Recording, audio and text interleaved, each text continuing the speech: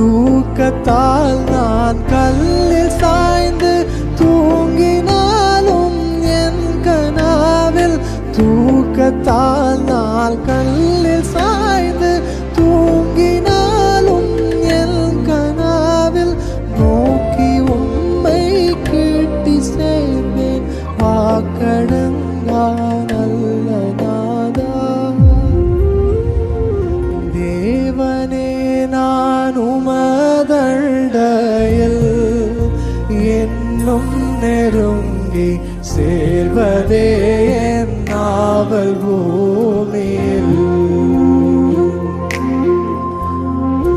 தேவனே நான் உமதண்டையில்